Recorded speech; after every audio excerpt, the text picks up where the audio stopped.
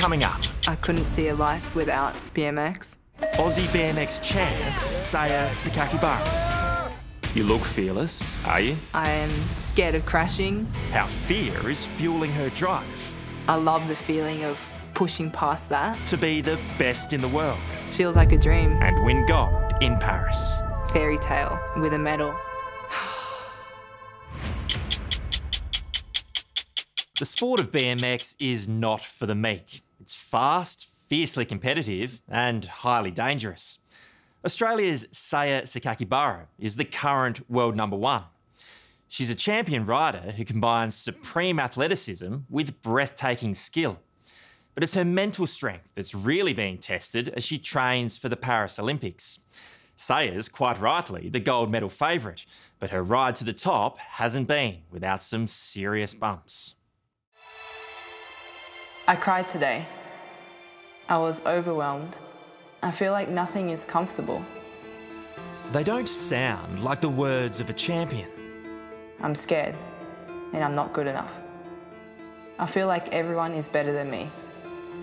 But for Saya Sakakibara, beating the voice inside her head is what BMX racing is all about. It's me against the mind that's trying to put me down. I feel fear a lot. I am scared of crashing. I don't love getting up to that top of the start hill and seeing that it's windy. I don't love the feeling of nerves. It's just in the heart. It's just really, really uncomfortable.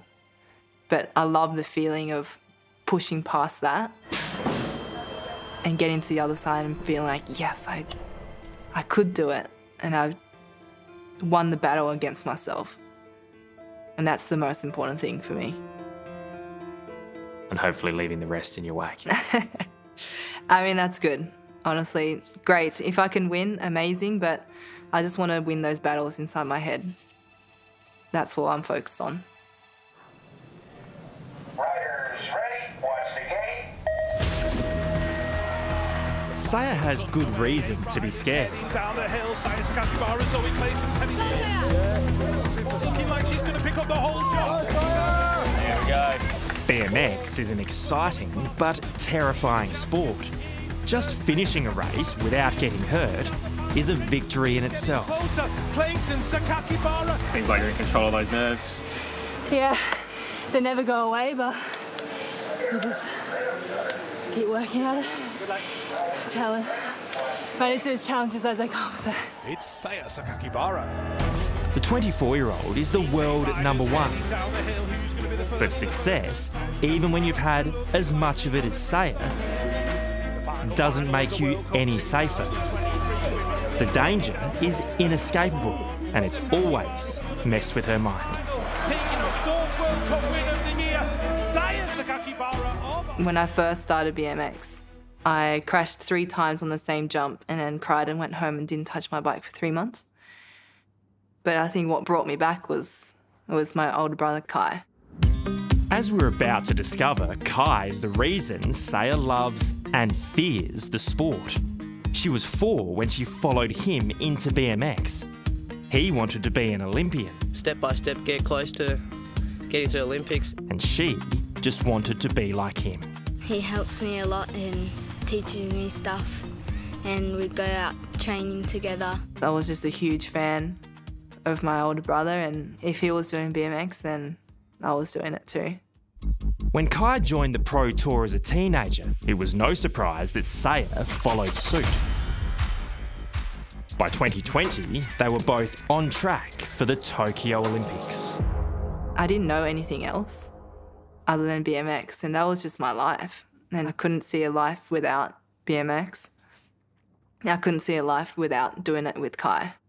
But then, in February 2020, everything went wrong. So it's an Aussie 1-2 at the moment. Sakakibara very fast. No one had any idea this would be Kai's last lap.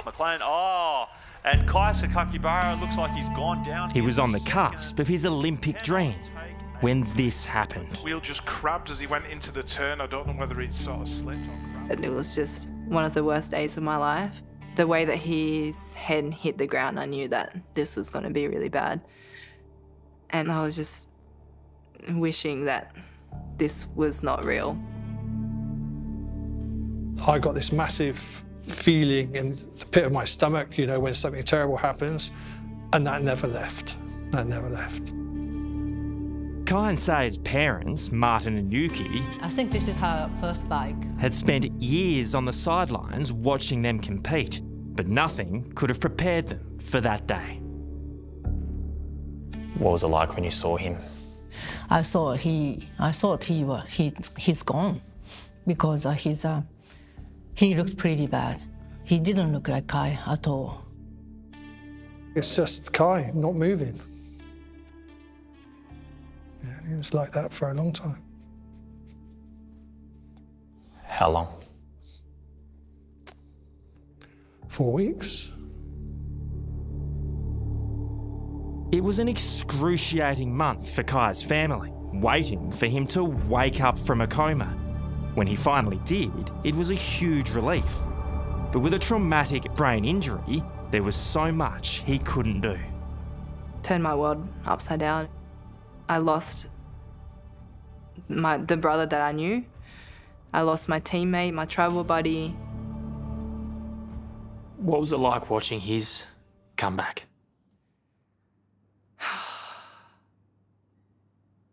It was a miracle for him to be alive. And it was just day by day. It's just like, okay, I really want him to open his eyes or move his pupil or move his finger. And it's like, done. Okay, what's next?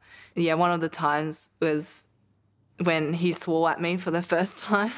You got your brother back. Yeah, I was like, yes, here we go. And that was great. Physically, Kai was weak, but he still had the mindset of an elite sportsman, and that's what drove his extraordinary recovery. You must be so proud of yourself. Definitely. At the start, I couldn't do anything, and I was like, wow, is this going to be my life for the rest of my time, really? But one day in rehab,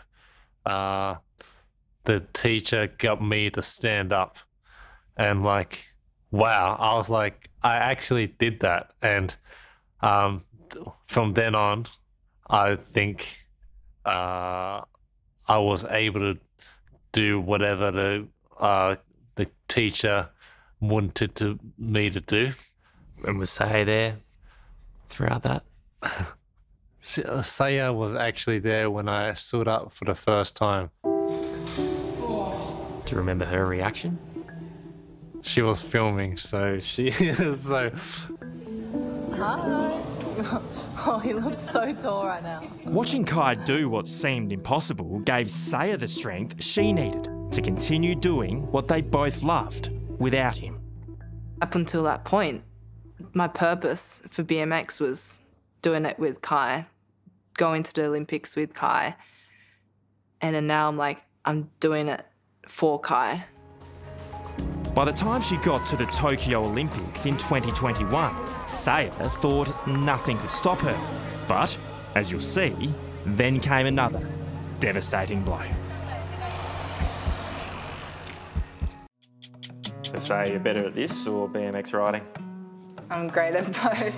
When you're an elite athlete, even cooking is a competition. Use your fingers to close it. That was very fast. That's it. But the real win for Saya Sakakibara's family is just being together.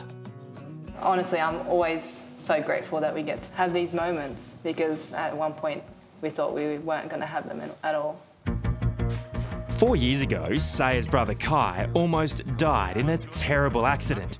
He fell off his BMX bike and suffered a traumatic brain injury. Sakakibara looks like he's gone down in the second. It was a little bit hard at the start of 2020, but as time's gone on, I've just gotten better and better and better.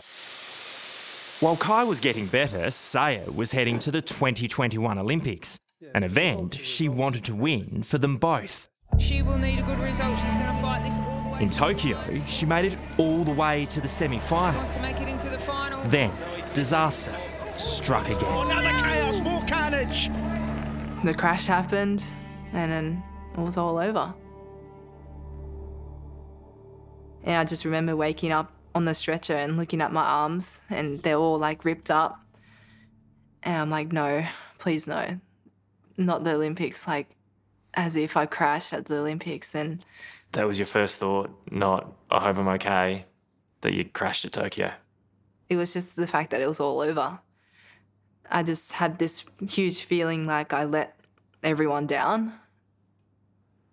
You feel like you let Kai down? Yeah. Yeah, I was doing that for him. So, yeah, I wanted to end that perfect fairy tale with a medal. And I wasn't able to do that. Physically, Saya recovered from the crash, but her demons only got worse. After another accident in 2022, she became convinced BMX just wasn't worth the risk. I was feeling the lowest of the lowest that I've ever felt. And that's when I was like, I don't want to do this again. And I knew that if I didn't quit, there is a chance that it would happen again. And I would be back here again. And I didn't like the thought of that. Who was the first call? Told Kai, I told my parents, I told my biggest sponsor, Red Bull, to the point of like, yeah, this is not going to be for me. She came up to me and said, I think I'm quitting BMX. And I can't believe she would say such a thing, because all I've ever done and all that she's ever done was BMX, and that's it. And for her to say that she's giving it up was quite heartbreaking for me.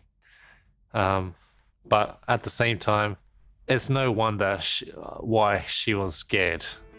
Saya's fear never went away. But this is what makes champions. She realised pushing past it is what she loves most about BMX. Courageously, she got back on her bike.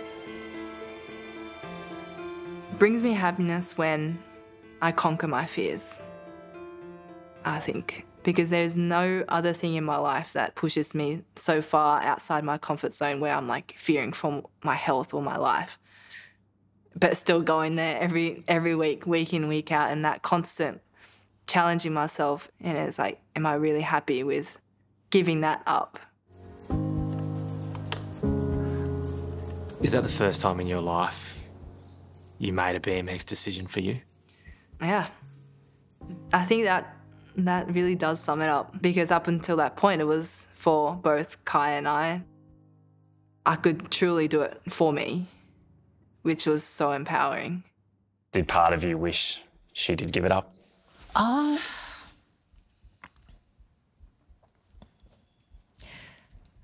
Yes, actually, because I don't want to see any of my children get hurt as same as any other parents. It was a tough time for Saya's parents, Martin and Yuki. But ultimately, they knew the rewards don't come without risk. Did any part of you, Martin, think maybe it's not for you? I don't think so. I think, and I've thought about it a lot since Kai's accident, but people fall off bikes and people have crashes, and they do it all the time. And even if they scratch themselves or break an arm or something like that, they'll get back onto it and that type of stuff. So I don't really think of it, I've never really thought of it as being massively dangerous in that respect. I'm always more concerned that they don't reach what they're trying to achieve. What Saya's now trying to achieve is Olympic glory in Paris this July. France feels like a second home to her because it is. It's pretty fast. We're the same. She spends half the year living there with her boyfriend, Romain Mayhew. The Frenchman is the World Cup champion in men's BMX. Goes to Roman May of France. She's strict, maybe more chill, but I think that's why we work so well together. It's just she's maybe there, I'm here, and sometimes we just bring each other to the same level. What will it be like being in Paris together, competing? I would say Tokyo we were happy to be competing at the Olympics. That was the goal, to compete at the Olympics. Now the goal is to win the Olympics. Do you think we'll see her on that podium? I think definitely. I can't wait to see how far she can get and hopefully how much she can win by. It's good news for Kai as well. He can't compete in BMX anymore, but he's found a new passion with his sights set on the Paralympics in 2028. People that are going for Olympics and stuff, they practice like 3 times a day. Yeah. So you'll do 6. Yeah, exactly right. You can't do anything. The Sakakabaras are made of something special. Your best. Like, there's so many things that mentally hold you back from doing your best. Forget their physical fitness, they only have to look at each other to see it's their inner strength that has no limit. What's your full potential? I don't know. I think that's the beautiful thing about sport, is that you don't know what you're truly capable of. There's so many situations where I'm like, I don't want to do this, but I'm gonna do it. And I think that's where I get to explore that full potential. You never sit at the top there and go, nah, I'm not doing it. If I give up, then I'm giving up on myself. And I would feel so ashamed that I didn't show up for myself. And then that's what keeps me going. Hello, I'm Amelia Adams. Thanks for watching 60 Minutes Australia. Subscribe to our channel now for our brand new stories and exclusive clips every week. And don't miss out on our extra minute segments and full episodes of 60 Minutes on 9now.com.au and the 9Now app.